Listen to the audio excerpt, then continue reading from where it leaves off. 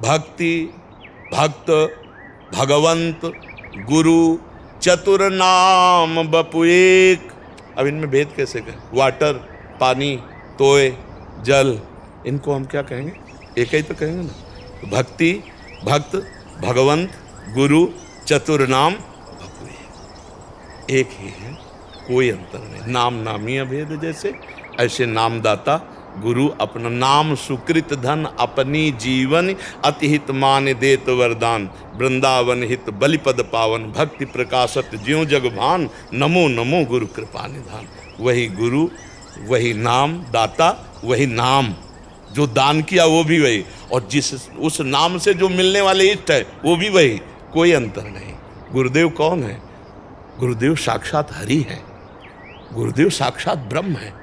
ब्रह्मानंदम परम सुखदम केवलम ज्ञान मूर्तिम द्वंद्वातीतम गगन सदसम तत्वमस्यादि लक्ष्यम एकम नित्यम विमल अचलम सर्वधी साक्षिभूतम भावातीतम त्रिगुण रहितम सद्गुरुम तम। ये सब भगवान के लक्षण है।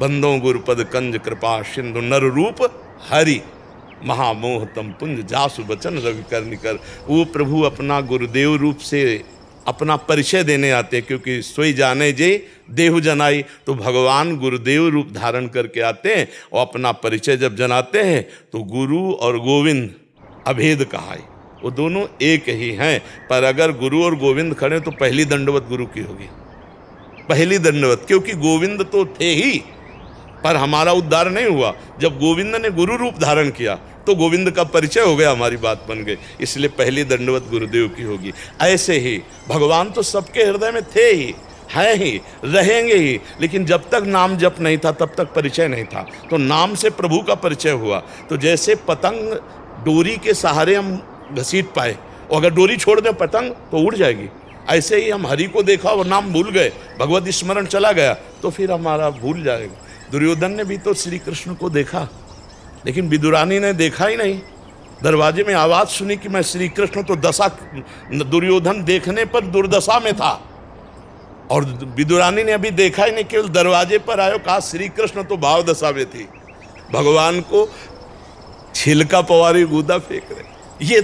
ये नाम की कृपा, जो भगवान का स्मरण कर रही थी तो ये दशा उनकी थी। और भगवान का विस्मरण करने वाला दुर्योधन भगवान को सामने देख करके भी उसकी श्रद्धा नहीं बन रही, वो भगवान को भगवान मानने के लिए तैयार नहीं। इसलिए भगवान का परिचय, भगवान का प्रेम नाम से मिला, इसलिए नाम हमारे लिए भगवान से भी बढ़कर है।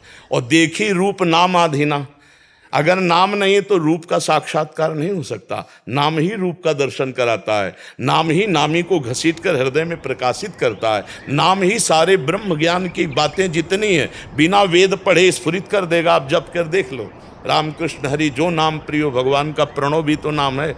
जो नाम प्रियो, बिना नाम के वो ज्ञान नहीं होता जिससे इस जड़ चैतन्य की ग्रंथि का भेदन किया जा सके।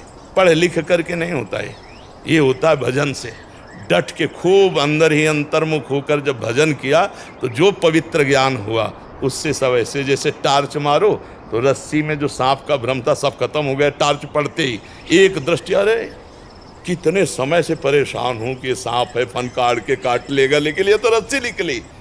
ऐसे ही पूरा संसार सच्चिदानंद में भगवान, कहाँ मैं राग द्वेष नाना प्रकार से उद्विग्न हो रहा था। जहाँ ज्ञान का फोकस पड़ा तो वासुदेवा सर्वम, वासुदेवा सर्वम, सब देखा भगवान हुआ। इधर भी लाइट पड़ी वही, इधर भी वही, कोई रह ही नहीं गया, एक ही बचा। सवाल तभी हल होगा जब एक बचेगा।